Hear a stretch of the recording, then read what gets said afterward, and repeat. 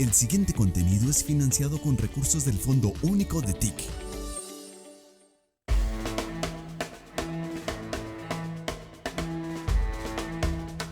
De los momentos más críticos es de donde salen las mejores ideas. Hoy en Comida de Guerra Gastrovictorias le ofrecemos un menú en 4 tiempos, compuesto por alimentos que nacieron en guerra. Delicias que hoy hacen parte de nuestras alacenas, refrigeradores y hasta demostraciones de amor. Empezamos con las conservas que creó Napoleón en medio de sus conquistas. Luego llega la cancharina, manjar de batalla en las selvas colombianas. Como plato fuerte serviremos la causa limeña, demostración de amor de madres y esposas peruanas a sus guerreros libertadores. De postre llegan las raciones de campaña colombianas, unas de las mejores del mundo. Y como bebida de cortesía, una de las más ricas y famosas gaseosas que existen. Nacida en medio del régimen nazi, la Fanta. Muy buen provecho.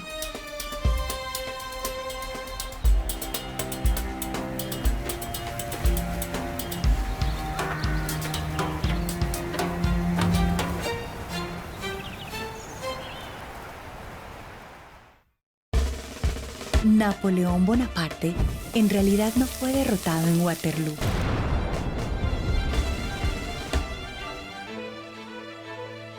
Él ganó la guerra que siempre libró, la de la inmortalidad. Abrir una conserva es viajar al pasado. Y no solo al momento en el que se pescó el pequeño y jugoso calamar que hay adentro. Es viajar a la corte imperial de Bonaparte y entender por qué fue tan importante su figura. Así conquistó Napoleón al mundo, con estos enlatados y conservas que son nuestro primer tiempo en Gastrovictorias, comida de guerra. Durante sus invasiones, Napoleón detectó un problema y era el transporte de la comida. Napoleón le puso mucha atención, ¿sí? Y algunos estrategas militares, en la teoría de la guerra, que hay más de un teórico de la guerra, se sabe lo que eso significa.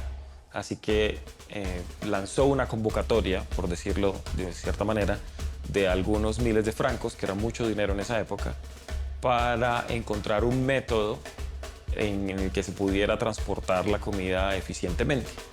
Y la persona que ganó la convocatoria presentó lo que hoy conocemos como las conservas.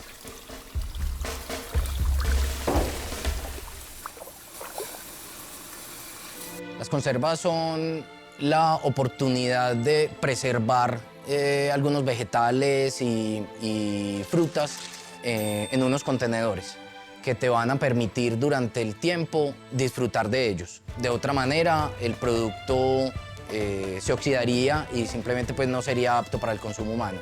Inicialmente, elaborar una lata podía durar hasta más de un día.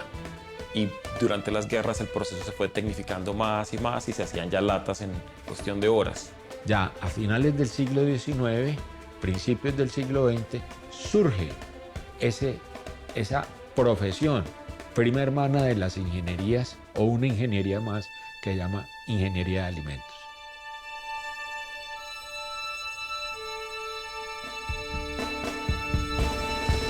Un alimento enlatado, ¿por qué no se daña? No se daña porque está sometido a un tratamiento térmico que asegura su vida útil, o sea, que asegura su inocuidad. ¿Qué es inocuidad? O sea, la garantía de que ese alimento no va a tener microorganismos patógenos y te va a poder producir una enfermedad. En el transcurso de la historia o el avance que ha tenido la tecnología de alimentos ha permitido que podamos acceder a alimentos más seguros en términos de conservación y en cualquier momento.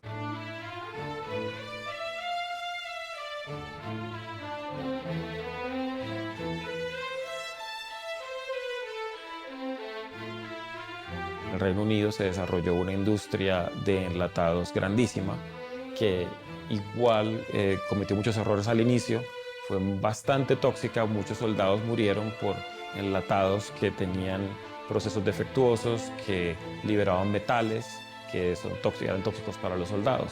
Tú perfectamente puedes dejar el producto enlatado dentro de la lata y lo puedes dejar en nevera y te dura 4 días perfectamente y no vas a tener ningún tipo de contaminación y no vas a tener ningún problema desde el punto de vista de salud.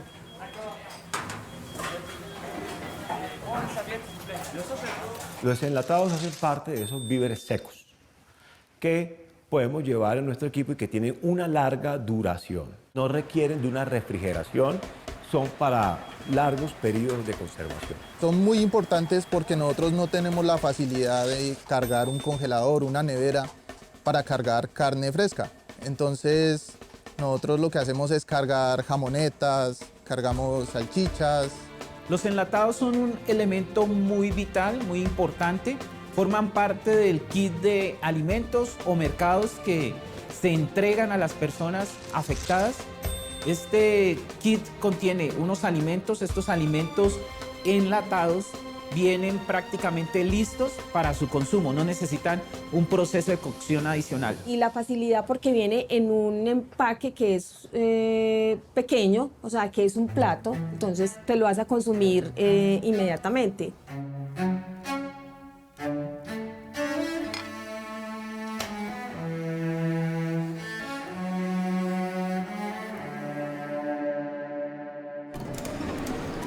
Amase harina, huevo, sal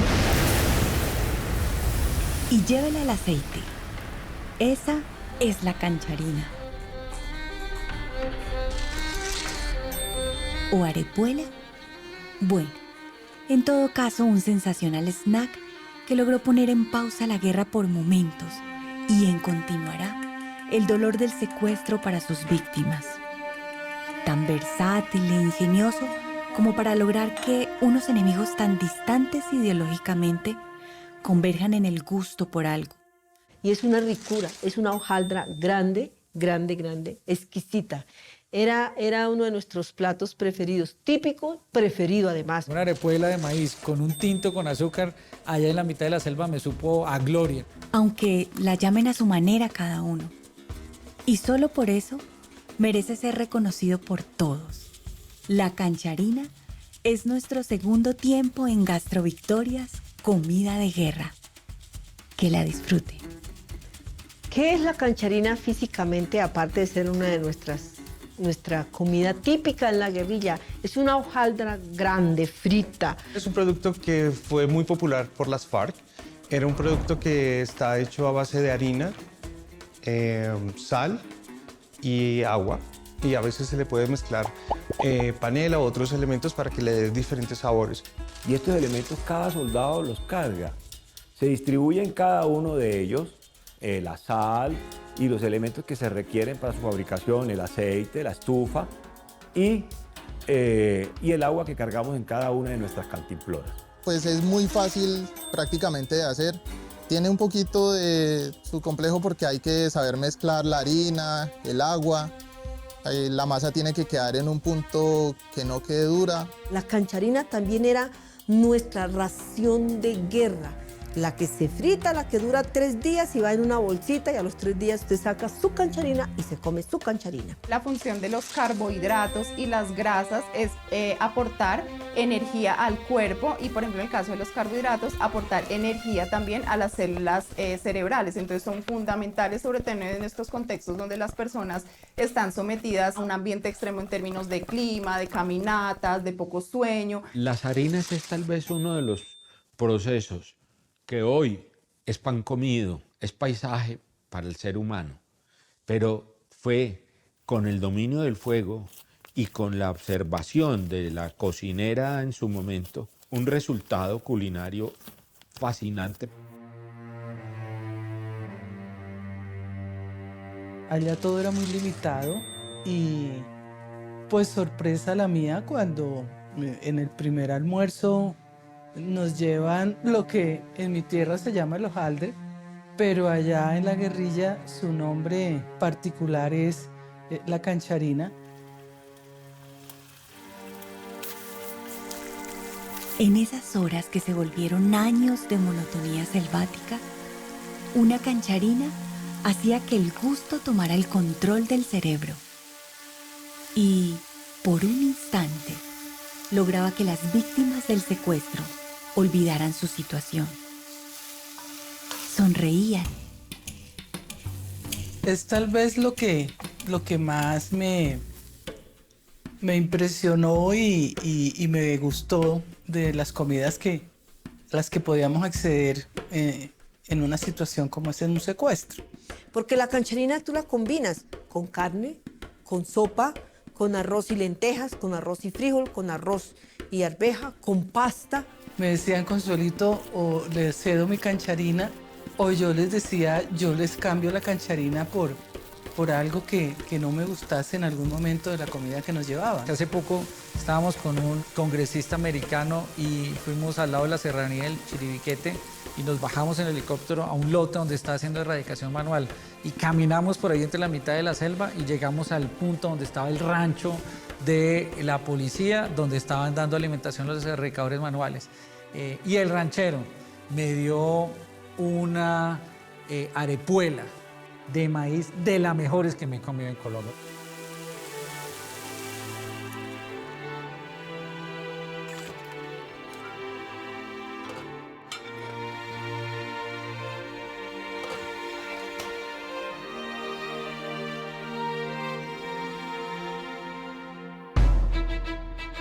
Pocas comidas tan americanas como una hecha de papa. Esa es la causa. En la recta final de la independencia del Perú, el frente se quedaba sin recursos. Para honrar la muerte de Atahualpa, hacía falta un último esfuerzo. Entonces las mujeres salimos como línea de retaguardia, recogiendo fondos para nuestros hijos, hermanos, papás, esposos. Fue amor hecho manjar y se llamó Causa Limeña. Hoy lo presentamos como plato fuerte de nuestro menú en Comida de Guerra, Castro Victorias. La causa es un plato peruano bastante ancestral, desde la época pues colonial, de la época de la guerra. Tiene una representación cultural bastante profunda en nuestro Perú, ¿no? Los soldados peruanos que conformaron el ejército independentista eran por lo general hombres campesinos, jóvenes, pobres, que no tenían mucho dinero. Las mujeres, como una forma de contribuir con las luchas y las batallas de independencia, preparaban la causa y salían a venderla con el propósito de recaudar fondos que permitan contribuir a comprar medicinas o implementos de guerra, entre otros. Si Adelita se fuera con otro, ¿no? Si Adelita fuera mi mujer, le compraría un vestido de seda, en un tren al cuartel. No estoy cantando, estoy acordándome que la Adelita de ese corrido hace parte de ese ejército de mujeres que van muy en distancia, pero están detrás de las tropas. Y así nació este alimento que estaba destinado para recaudar fondos para la causa. Y por eso se llama Causa Limeña.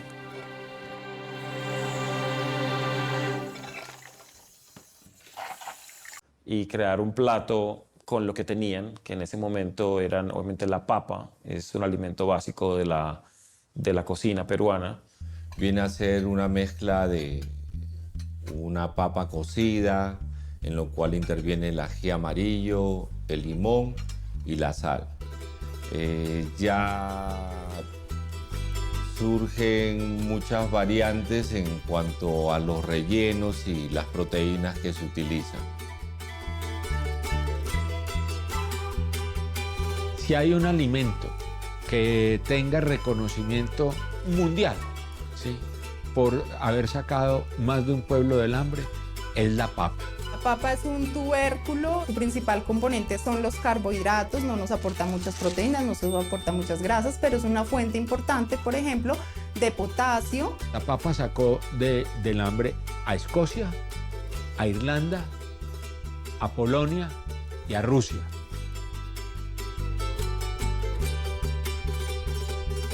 Es un producto en el cual pues creo que todos los peruanos añoramos nuestra vida. No hay una sola cocina en el mundo hoy que no tenga papa. 100 años se celebraban de independencia cuando Perú entra en conflicto junto a Bolivia contra Chile. Se llamó la Guerra del Pacífico y Perú volvió masivamente a comer causa para apoyar a sus héroes. Y aunque perdieron la guerra en Arica, hoy más gente conoce al Perú por la causa que a Chile por su cazuela. Porque la causa es un himno peruano que se oye con el gusto. Un poema gastronómico épico del pueblo para sus héroes.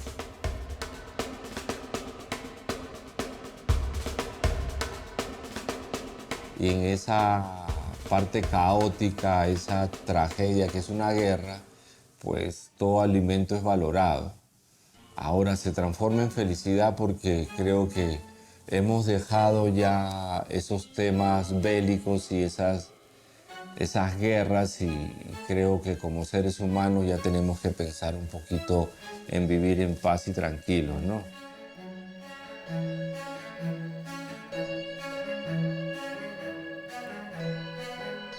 Ahora todo ese sufrimiento en el cual nació o se representó estos platos, ahora da felicidad y ahora es un intercambio de cultura con todos los países. Labor, digamos, de diplomáticos en el extranjero es la de difundir nuestra comida. Por supuesto que nos llena de orgullo y nos sentimos pues gratificados al poder probar estos platos nuestros. Ahora nos toca luchar, pero luchar con la cuchara, con el cucharón, pero no para matarnos, sino para darnos vida.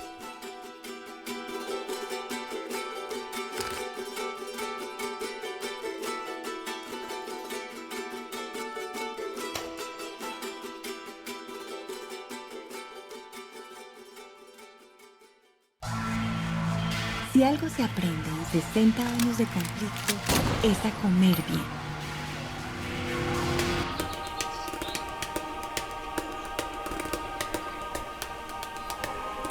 Alimentarse y respirar son obligatorios, pero respirar no es lo complicado. Cocinar en medio de una misión de un par de días con el enemigo cerca es mucho más que inconveniente. Por eso directamente del mundo de lo que es, de alguna extraña forma, delicioso, llegan como cuarto tiempo de nuestro menú las mundialmente conocidas y apetecidas raciones de campaña colombianas.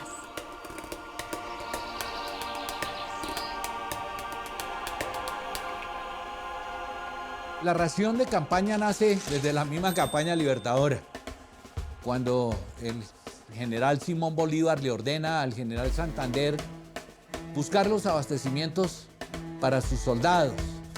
Las raciones de campaña son muy interesantes porque tienen ciertas peculiaridades. Es comida que tiene que ser duradera, que se puede transportar, es comida que tiene que alimentar mucho, que tiene que hacer rendir a los soldados en sus labores. Es muy apetecida, no solo por soldados, sino por civiles.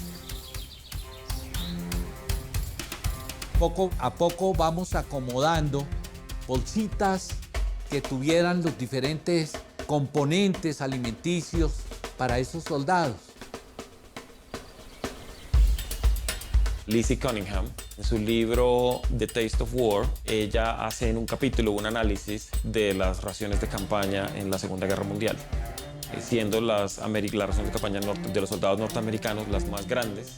Luego seguían en tamaño las inglesas y las de otros países europeos, y las más pequeñas eran las de los japoneses.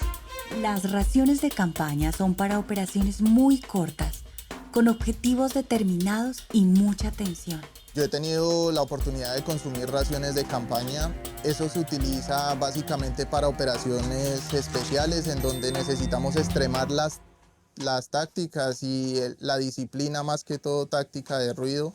Debe pesar poco, porque no podemos detenernos a prender una estufa, La ración ya tiene que tener el pedazo de carne hecho.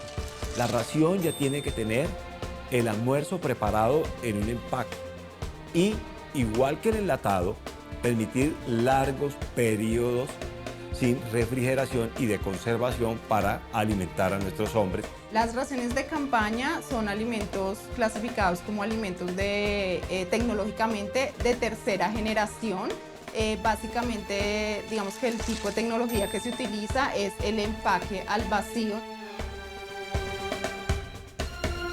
Las raciones vienen diseñadas para alimentar al individuo 24 horas, entonces ellas se componen de un plato principal, de un acompañamiento, de un postre, de bebidas hidratantes, tienen dulces, entonces tiene uno para alimentarse prácticamente todo el día.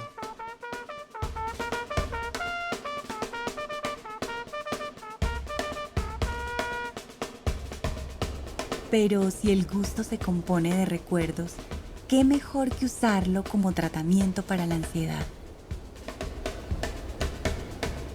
Las raciones italianas llevan grappa, un licor italiano típico para subir el ánimo. Las australianas Vegemite, que es una pasta a base de extracto de levadura. Y los españoles reciben calamares en aceite.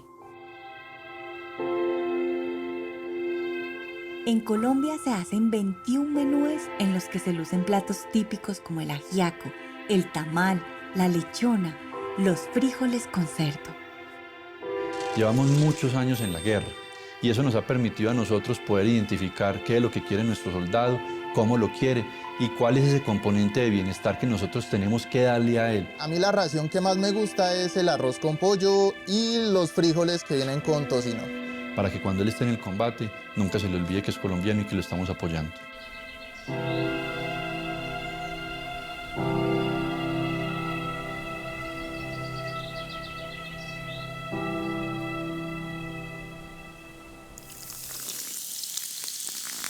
Llena de burbujas y con mucho sabor a naranja, presentamos nuestra bebida de cortesía, la Fanta.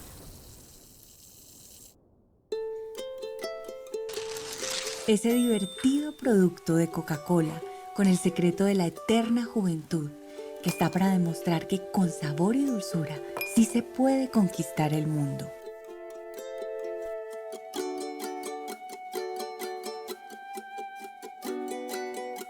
Estamos ahora en la Segunda Guerra Mundial. Está la Alemania nazi. Coca-Cola no puede seguir produciendo su bebida típica o insignia por todos los embargos que tiene Alemania. Los bloqueos comerciales han sido establecidos como un mecanismo, especialmente cuando hay regímenes totalitarios o de dictaduras, con el fin de hacer presión para evitar que recursos puedan llegar que alimenten a actividades que vayan en contra de los derechos humanos o en contra del derecho internacional humanitario.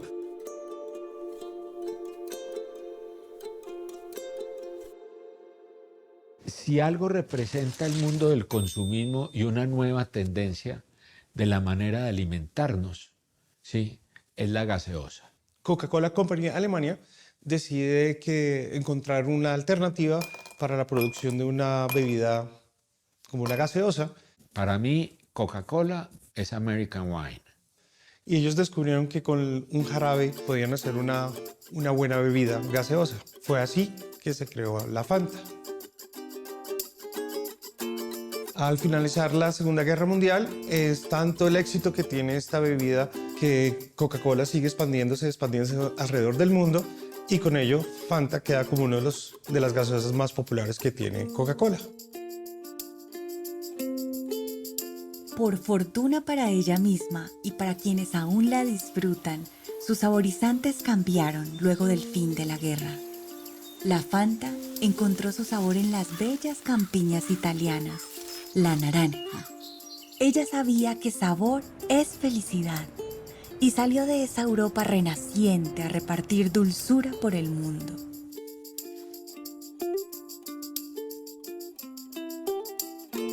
Realmente las gaseosas se consideran calorías vacías, es decir, no aportan absolutamente ningún nutriente, sino su principal aporte es de energía a expensas de azúcares y de aditivos.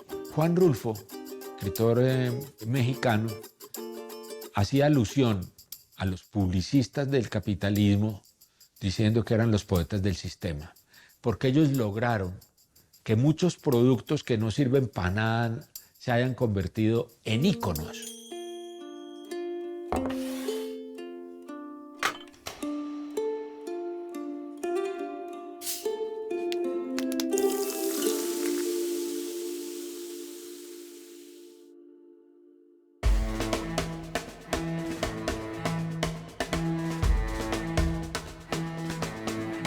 Pueden llamarse serendipias esas circunstancias que permitieron tener hoy a los enlatados y conservas, la cancharina, la causa limeña, las raciones de campaña colombianas y a la Fanta en un mismo menú. Nosotros creemos que son compensaciones de la naturaleza en medio de ese balance tan sabio que solo ella tiene. Todo el equipo de Comida de Guerra Gastrovictorias le agradece por permitirnos llevarle este menú el día de hoy. Esperamos poder contar pronto con usted nuevamente para sorprenderlo con más historias, color y mucho sabor.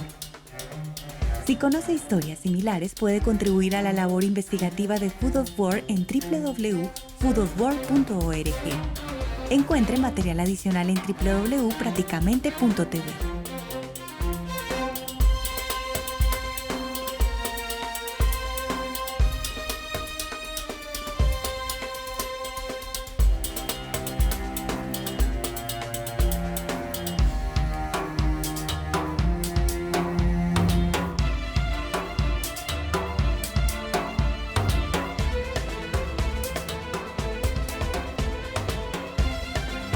Esta es una producción ganadora de la convocatoria audiovisual Abre Cámara del Ministerio TIC de Colombia.